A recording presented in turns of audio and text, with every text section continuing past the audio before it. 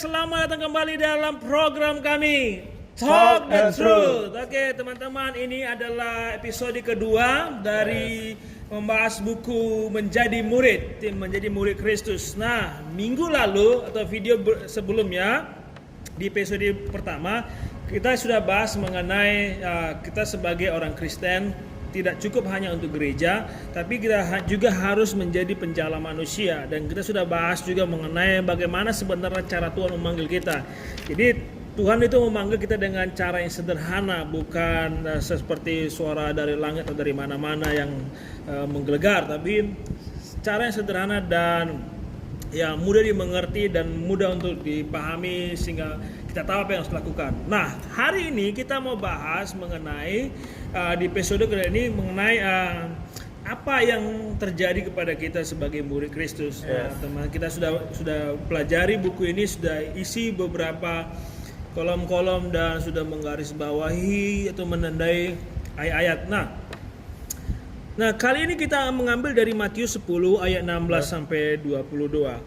Nah, teman-teman bisa pause video ini, nanti baca dulu di sini supaya nyambung dengan cerita kami. Kalau nanti nggak nyambung, apa maksud orang ini ngomong?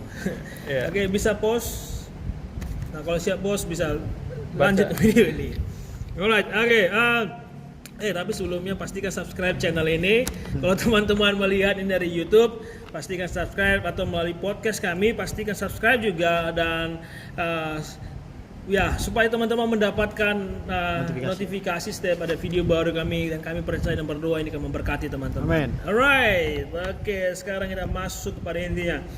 Oke, jadi kita sudah baca Matius 10 ayat 16 dan 2. Nah, di Matius ini memang ya kalau kita membaca, Yesus sudah menjelaskan dengan terang-terangan, dengan terus terang apa yang akan terjadi kepada kita kalau kita menjadi murid Kristus. Nah ini menurut kalian lah dengan apa di sini? Karena di sini waspadalah, jangan menyerahkan kamu kepada majelis agama, dan juga dikatakan kita seperti domba di tengah serigala. Menurut kalian enak nggak seperti itu? Kalau secara manusia sih itu nggak enak. Itu kayak kalau bisa dielakkan ya otomatis kita elak ya. Lari-lari. Jadi kan Yesus kan ini kan ya, kalau sebenarnya dia sangat terbuka jujur, karena biasanya kalau kita kan misalnya ada orang ngajak kita masuk organisasi, kalau kalian masuk organisasi ini nanti kalian seperti ini. Rewardnya dulu. Rewardnya selalu yang enak-enak dulu. Bahkan kalau masuk seperti MLM ya kan, nanti kalian dapat kapal terbang dan kapal segala macam. Tapi Yesus di sini, Yesus juga bilang apa yang akan kita nikmati kemuliaan Tuhan. Tapi Yesus dengan terus terang, justru di sini Yesus lebih banyak mengenai tantangan-tantangan yang kita miliki, tantangan-tantangan yang kita hadapi. Ya sebenarnya nggak mengenakan ya, nggak mengenakan. Nah kita di sini coba kita lihat, dan kita mau juga bagi teman-teman yang ada di video, baik yang mendengar podcast ini, apa sih yang akan kita alami pada saat nanti kita kalau kita mengikut Kristus. Nah kalau kita melihat dalam Matius 10 ayat 16 sampai 22 ini, nah saya di sini mencatat ada beberapa hal yang akan kita hadapi. Yang pertama itu di ayat 16, kita akan diserahkan, di ayat 17. Tapi sebelumnya di ayat 16 sudah ada, Yesus mengatakan seperti ini. Aku mengutus kamu seperti domba di tengah-tengah serigala. Ya, ini sebenarnya kita kan ngasih makan serigala ini. Ya kan? Jadi kayak gimana gitu, kayak kita jadi kayak makanan. Dia menyerahkan nyawa sendiri. Nah, jadi ya sebenarnya ya kayak udah tahu api, mana masuk ke dalam. Ya, dia bunuh diri jadinya. Nah, but kita lanjutlah, apalagi. But don't worry, nanti kita lihat apa yang Yesus akan lakukan, apa yang Yesus janjikan. Dan kemudian di ayat 17 saya kata tadi, kita akan diserahkan kepada majelis agama. Wow. Ini mungkin ya kita seperti kita dihakimi, atau mungkin bahkan mungkin di tengah-tengah gereja sendiri, di tengah-tengah orang tua, mungkin kita akan dihakimi, atau ya di tengah-tengah kita diasingkan. Intinya tidak mengenakan. Kemudian kita disesat di rumah ibadah, digiring kepada muka penguasa. Kemudian di apa lagi nih di ayat 21, orang akan menyerahkan saudaranya untuk dibunuh. Bahkan sampai ke titik nyawa. Kemudian kita dan anak-anak akan berontak kepada orang tuanya dan akan membunuh mereka. Nah ini ya menakutkan. Ya, sangat mengerikan sebenarnya. Dan kita akan dibenci. Ya, itu dibencinya. Dibenci karena ikut Tuhan. Ya mungkin seperti cerita ya kayak Yusuf kemarin ya, dia resikonya ya subscribernya berkurang, viewsnya berkurang karena kontennya sekarang konten rohani. Ya mungkin Hendra ada. Mungkin karena apa, dia terlalu banyak share mungkin konten rohani tentang Kristen. Ini kayaknya ini Nasrani nih gitu. Kalau misalnya itu enggak kayak kurang, kayak kita di-cut di situ di-cut. Ya saya juga semenjak ya jadi pendeta, saya meninggalkan pekerjaan. Ya mungkin enggak apa sih, maksudnya ya enggak secara mungkin teman-teman saya yang tidak begitu maksudnya tidak menindas atau apa, tidak mengalami maksudnya seperti penolakan, tapi yang harga yang saya bayar adalah ya saya harus meninggalkan fasilitas. Kalau saya dulu kerja ada fasilitas yang lumayan, hidup dalam dunia kerja, gaji yang ya lumayan, tapi ya itulah harga yang harus dibayar. Tapi sekali lagi nggak semua harus jadi pendeta. Oke. Jadi ya ini ya apa yang Yesus katakan di Matius 10 ini ya, kalau kita menjadi murid Kristus ya ada harganya, ada harga yang harus kita bayar, ada tidak enak.